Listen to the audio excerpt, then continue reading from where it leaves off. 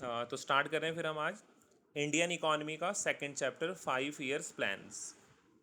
यहाँ पर हम जो भी बातें जानेंगे वो 1950 से लेके 1990 तक के बारे में डिस्कस करेंगे। ठीक है, तो 5 ईयर प्लान्स चैप्टर के अंदर सबसे फर्स्ट टॉपिक है हमारा इकोनॉमिक प्लानिंग। तो इकोनॉमिक प्लानिंग क्या होता है उसको समझते हैं सबसे पहले।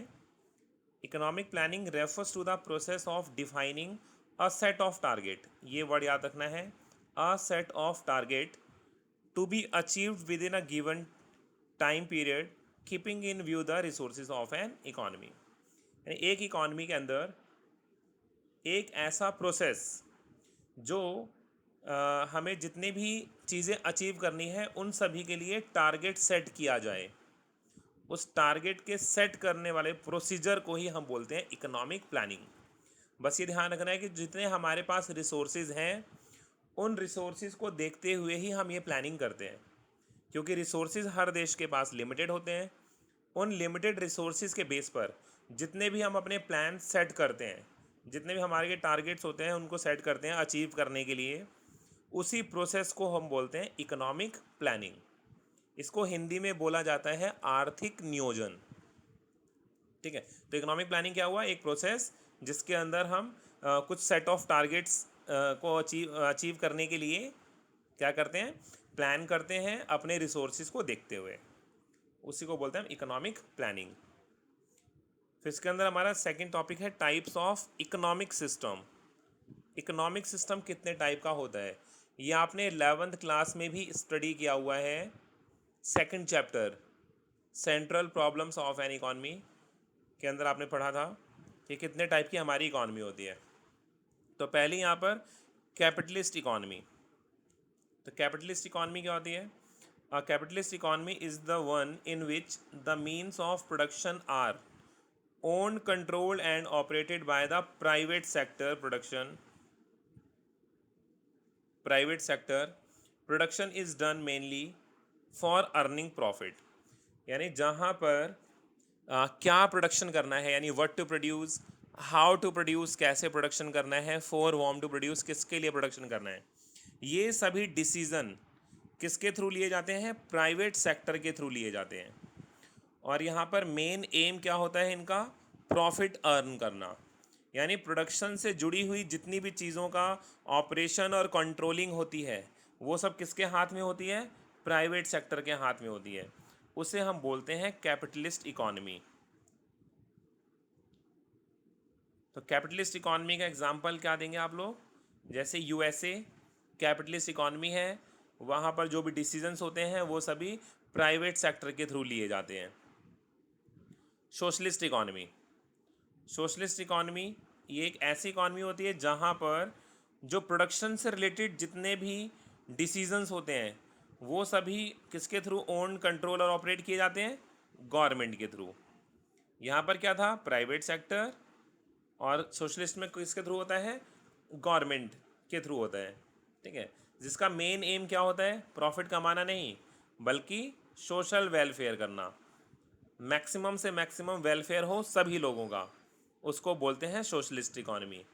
इसका एग्जांपल किसे लेंगे आप? Russia, China. ठीक है, यहाँ पर सोशलिस्ट इकॉनमी है, यहाँ प्राइवेट प्लेयर्स जितने भी होते हैं, प्राइवेट सेक्टर को बहुत ज़्यादा यहाँ पर छूट नहीं मिली होती है।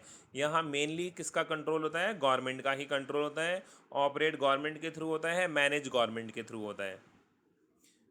फिर तीसरी इकॉनमी है mixed economy. Mixed economy means an economic system which combines the elements of capitalist economy and socialist economy. यानी मिक्स्ड इकॉनमी के अंदर दोनों के फीचर्स होते हैं, जो कैपिटलिस्ट इकॉनमी के अंदर जो होता है वो भी, और सोशलिस्ट। यानी कि यहाँ पर प्राइवेट सेक्टर और पब्लिक सेक्टर दोनों मिलकर एक साथ काम करते हैं। ठीक है, यहाँ पर प्रोडक्शन एक साथ होता है, प्रॉफिट के लिए भी यहाँ डिसीजन लिए जाते हैं, सोशल वेलफेयर के लिए भी काम होता है। यहाँ पर जो भी प्राइस फिक्स करना है वो प्राइवेट सेक्टर अपने थ्रू प्राइस लेकर आते हैं, लेकिन उसका एनफोर्समेंट एंड में गवर्नमेंट करती है। यानी प्राइवेट सेक्टर प्रोडक्शन कर सकते हैं अपनी मर्जी से, लेकिन गवर्नमेंट जो कहेगी वो प्राइस यहाँ फिक्स करना होगा। तो यहाँ पर दोनों सेक्टर मिलकर एक साथ काम करते हैं, प्राइवेट और पब्लिक दोनों, तो उसको बोलते हैं मिक्स्ड इकॉनमी। इसका एग्जांपल क्या बता सकते हैं आप? इंडिया, नेपाल, पाकिस्तान, ये सभी मिक्स्ड इकॉनमी वाली देश हैं। ठीक है, यहाँ पर मिक्स्ड इकॉनमी आती है। उसके बाद हमारा नेक्स्ट टॉपिक है गोल्स ऑफ 5 ईयर प्लान्स या फिर objective of planning.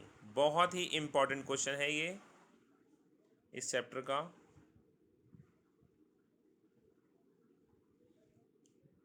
Goals of 5 year plans या फिर ऑब्जेक्टिव ऑफ प्लानिंग, या इनको मेनली जाना जाता है लॉन्ग पीरियड गोल्स या फिर लॉन्ग टर्म गोल्स।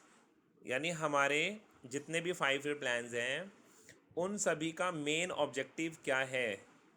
ठीक है, तो इसके टोटल हमारे 5 ऑब्जेक्टिव या फिर 5 लॉन्ग पीरियड गोल्स होते हैं। Growth, self reliance, modernisation, full employment और इक्विटी। ये 5 हमारे लॉन्ग पीरियड गोल्स हैं। अभी लॉन्ग पीरियड गोल्स एक्चुअली हम कहते किसे हैं? तो लॉन्ग पीरियड गोल्स वो होते हैं जो जितने भी 5 ईयर प्लान्स हैं उन सभी के अंदर ये कॉमन होते हैं। उन सभी 5 ईयर प्लान्स के अंदर ये कॉमन होते हैं और ये लाइफ टाइम हमेशा हमारा देश इसके ऊपर तो काम करता ही रहेगा। इन चीज़ों को अचीव करने के लिए हम हमेशा अपनी प्लानिंग में इन चीज़ों को डालते रहेंगे। इन्हें कभी भी नज़रअंदाज नहीं किया जाएगा, इसलिए इन्हें लॉन्ग पीरियड गोल्स कहते हैं। 5 ईयर प्लान्स क्या होते हैं, 5 ईयर प्लान्स कब शुरू हुए थे, कब किसके बारे में है, इन सब चीज़ों को मैं आपको डिटेल में पढ़ाऊँगा 5 ईयर प्लान्स के बारे में। ठीक है, इन सभी की डेट्स भी आपको याद करानी है और सभी 5 ईयर प्लान्स के ऑब्जेक्टिव्स भी आप लोगों को याद करवाने हैं। ठीक है, उससे पहले हम ये जानते हैं सबसे पहला हमारा लॉन्ग पीरियड गोल कौन सा है? ग्रोथ या फिर GDP growth. Growth refers to increase in the country's capacity to produce the output of goods and services within the country. यानी एक देश के अंदर जितने भी हमारे गुड्स एंड सर्विसेज हैं इन सभी के प्रोडक्शन की कैपेसिटी को इंक्रीज करना। इन सभी के प्रोडक्शन की कैपेसिटी को इंक्रीज करना ही तो ग्रोथ है हमारे देश के लिए। क्योंकि जितनी भी गुड्स एंड सर्विसेज हमारे देश में प्रोड्यूस होती हैं, अगर हर साल ज़्यादा से ज़्यादा गुड्स एंड सर्विसेज प्रोड्यूस होंगी तो यानी उनकी वैल्यू को ही तो हम जीडीपी बोलते हैं। मैक्रो इकोनॉमिक्स के अंदर हमने पढ़ा था कि जीडीपी का मतलब क्या हुआ? Value of all goods and services. जितनी भी गुड्स एंड सर्विसेज प्रोड्यूस्ड हुई हैं हमारे देश में उन सभी की वैल्यू को ही जीडीपी बोलते हैं। तो कहीं ना कहीं गुड्स एंड सर्विसेज के प्रोडक्शन की कैपेसिटी को इंक्रीज करना ही जीडीपी ग्रोथ होता है। तो हम इसको कैसे करेंगे इंक्रीज? क्या चीज़ें हैं जिससे हम इंक्रीज कर सकते हैं? तो इधर a large stock of productive capital, यानी कि जो मशीनरी है, इक्विपमेंट्स हैं, एक तो इन सभी को ज़्यादा से ज़्यादा प्रोड्यूस करना। दूसरा, और large size of supporting services like transport और बैंकिंग। यानी यहाँ पर हम क्या करें, जो सपोर्टिंग सर्विसेज हैं जैसे ट्रांसपोर्टेशन, बैंकिंग, फाइनेंस, कम्युनिकेशन, इन सभी को इंक्रीज करना, इन सभी का साइज बढ़ाना। और an increase in the efficiency of productive capital and services, या फिर जो प्रोडक्टिव कैपिटल होती हैं और सर्विसेज इन सभी की एफिशिएंसी बढ़ाना। पहले वाले में हमने पढ़ा इनके स्टॉक को बढ़ाना, यानी कि हमारे पास ज़्यादा से ज़्यादा मशीनरी, ज़्यादा से ज़्यादा इक्विपमेंट होंगे तो ज़्यादा बेस्ट होगा। लेकिन दूसरे में तीसरे में आपको पढ़ाया एफिशिएंसी, यानी जो प्रोडक्टिव कैपिटल या फिर सर्विसेज हमारे पास हैं इसके काम करने की जो एफिशिएंसी है, तत्परता है, वो ज़्यादा हो जाए। अगर हमारे पास स्टॉक ज़्यादा नहीं होता तो कोई बात नहीं, लेकिन इनके काम करने की कैपेसिटी ज़्यादा हो जाए। तो इन 3 तरीकों से हमारा मतलब है जीडीपी ग्रोथ का। क्या चीज़ें हैं? या तो हमारे प्रोडक्टिव कैपिटल का स्टॉक बढ़ जाए, या फिर हमारी जितनी भी सपोर्टिंग सर्विसेज हैं इन सभी के साइज़ में इंक्रीज़ हो जाए, या फिर इनकी एफिशिएंसी ज़्यादा हो जाए, यानी काम करने की इनकी कैपेसिटी ज़्यादा हो जाए, भले ही ये नंबर ऑफ स्टॉक में या नंबर्स में कम रहें। A good indicator of economic growth is steady increase in the GDP. Increase in GDP, availability of goods and services enables people to enjoy a more rich and varied life. यानी अगर एक देश की GDP अच्छी grow करती है तो उस देश की वो इकोनॉमिक ग्रोथ को भी दिखाती है। और अगर एक देश की जीडीपी अच्छी है तो मतलब गुड्स एंड सर्विसेज भी हमारे देश में ज़्यादा अवेलेबल हैं, और देश में अगर गुड्स एंड सर्विसेज ज़्यादा अवेलेबल हैं तो लोगों के पास ज़्यादा से ज़्यादा गुड्स एंड सर्विसेज लोगों तक भी पहुंचेंगे और उनकी लाइफ अच्छी हो जाएगी। जैसा मैक्रो इकोनॉमिक्स में आपने एक टॉपिक मुझे फिर याद आ रहा है, आपने पढ़ा था जीडीपी ग्रोथ एंड वेलफेयर, जहां मैंने आपको बताया था कि अगर किसी भी देश की जीडीपी इंक्रीज होती है तो उस देश का वेलफेयर भी ज़्यादा से ज़्यादा हो जाता है। यानी जीडीपी ज़्यादा तो देश का वेलफेयर भी ज़्यादा, क्योंकि लोगों को गुड्स एंड सर्विसेज ज़्यादा मिलने लग जाती हैं। तो ये था हमारा ग्रोथ या जीडीपी ग्रोथ।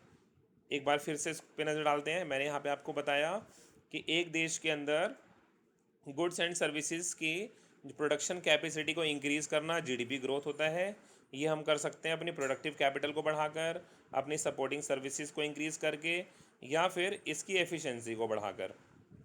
अगर एक देश की इकोनॉमिक ग्रोथ होती है तो जीडीपी भी इंक्रीज़ होती है, जीडीपी इंक्रीज़ होती है तो गुड्स एंड सर्विसेज की अवेलेबिलिटी होती है और लोग ज़्यादा अमीर अपने आप को फील कर सकते हैं और अच्छी लाइफ जी सकते हैं।